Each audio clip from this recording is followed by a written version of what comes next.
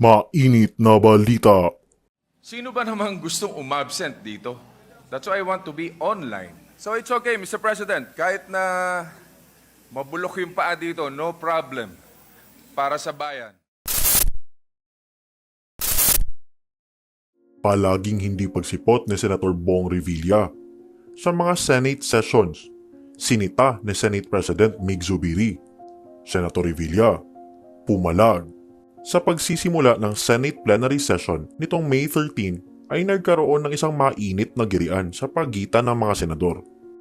Nagsimula nga ito dahil sa palaging hindi pagsipot ni Senator Bong Revilla sa mga Senate sessions dahil nga ay meron di umano itong medical reasons na pinunto ni Senator Francis Tolentino at natanong na din kung kailangan ba talaga itong pumunta sa mga Senate sessions gayong meron itong karamdamang iniinda. Ayon naman kay Senate President Nagkagirian ay may mga alituntunin na sinusunod sa Senado at hindi na di umano ito maaaring gawing rason Senator Revilla dahil nga ay kamakailan lang nang hindi siya sumipot sa Senate session dahil daw sa isang medical issue. Ngunit ang totoo pala ay umattend ito sa isang political rally kaya tila isa lamang itong palusot mula sa senador. The approval. Before we do that, may we recognize Senator Tolentino, please. Mr. President, just a point of inquiry on the basis of humanitarian consideration, Mr. President. Mr. President, I've been looking diagonally to my left for the last several days. A colleague of ours coming from our great province of Cavite, Mr. President. May I know the exact rule, Mr. President, concerning a colleague, concerning a member of this chamber with medical devices, apparatus, and apparently under rehabilitation, Mr. President? Is he really required to be physically present during hearings? I'm referring, Mr. President, to the Honorable Senator Ramon Bong Revilla. Lagi ko po nakikita rito na may dala, kulang na lang po, wheelchair, Mr. President. Well, with due respect to our distinguished colleague, the rules is very explicit. We only amended the rules for online sessions for COVID infected individuals or those that have contagious diseases, COVID, TB, Ebola. You know, pagkaganyan, pwede yan online or is bedridden. We're lax. But the rules is very specific. It is only for contagious diseases. But due to humanitarian reasons, because he had his operation last week that he could not stand up, we allowed it. However, he attended a political party rally in Manila Polo Club, was seen by everybody standing beside our president, and therefore he seems fit to be able to join us. And he joined us last Wednesday, to be very fair about it. He did join us last Wednesday. So I leave it now to the majority leader to make the proposition. Yeah, Mr. President, just to put on record. Tila na-insulto naman si Senator Revilla sa mga sinabing ito ni Senate President kaya't dumipensa ito sa kanyang sarili na nagresulta sa isang sagutan sa pagitan nilang dalawa. At nakisali na rin ang ibang mga kasamang senador kaya't nagkaroon ng isang kaunting kaguluhan sa Senado. Mr. President, may I take the Yes. floor? Yes, our distinguished colleague from I Cavite just is want to recognized. let you, to inform the body, hindi po tayo nagpapaawa dito, This is just a mere parang consideration.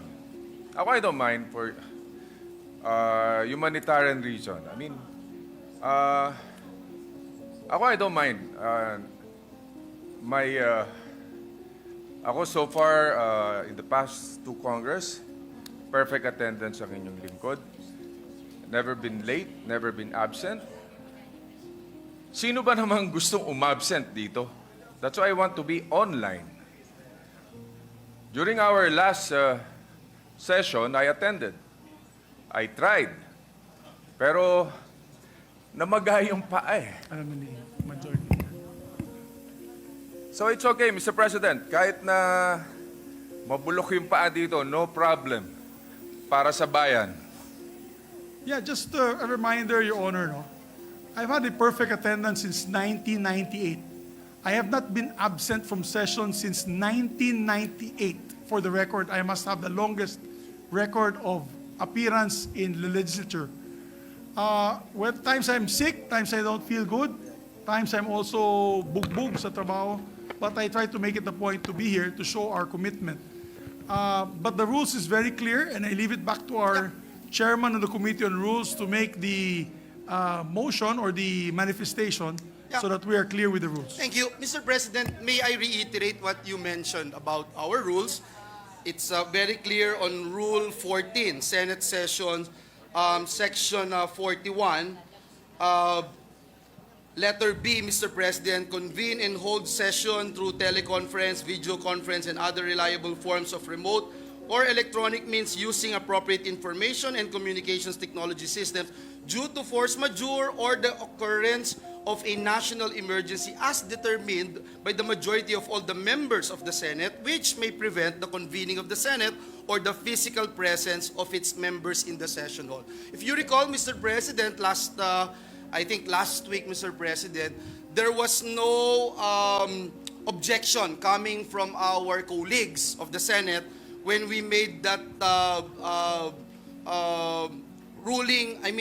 motion, Mr. President, to somehow suspend the rules for our dear colleague who just had a terrible accident, Mr. President. And again, we would like to put on record that we commiserate with our distinguished colleague. And in Section 120 of our rules, Mr. President, it says here, and I quote, "The unanimous consent of any action or proceeding may be given expressly or impliedly." And that's the main reason, Mr. President, that we allowed our colleague to be present via online without touching, Mr. President, our regular rules, Mr. President, because no one actually objected to it. But again, Mr. President, this is a case-to-case basis. If anyone would move, Mr. President. Yes, I move, Mr. President, Majority Leader. With all due respect and in recognition still of our rules, I believe there is a definition for bedridden. Given the inability of our colleague to move, I think he should be considered bedridden even under our rules. You know the reason why I'm bringing this up? Because last week, another colleague of ours was going to do a checkup and ask for Zoom call as well. When will this stop, Your Honors? When will this stop? What is the leeway that we're going to give our colleagues? Mr. President, we abide by the rules, and Yes. it actually says very clearly that bedridden is a category that applies. No, it's not in our rules, Madam. There's But no measure in the rules on bedridden. It's the chairperson just read what is on the rules earlier. If you may repeat it, Your Honor, Majority Leader. But I President? understand from the Majority Leader that we could reconsider. Mr. We could President, may I ask for a reconsider minute even suspension, if Mr. President? no Session one suspended. actually objected. President, Senator Amy Marcos is seeking the floor and actually has the floor. I move that she be recognized, Mr. President. Our distinguished colleague from Ilocos Norte is recognized. Yes, thank you very much, Mr. President. And upon consultation, let me withdraw the motion and just enjoining your greatest humanitarian concern, refer therefore this issue to the Committee on Rules for further study and immediate action. Yes, Majority Leader. Thank you, Mr. President, and we'd like to thank our distinguished colleague, Senator Amy Marcos, for trusting her Committee on Rules. Yeah, there being no objection to her motion, duly seconded by the Majority Leader. Motion is approved. Thank you, Mr. President. Thank you, Mr. President. Thank you, Senator Tolentino. Thank you.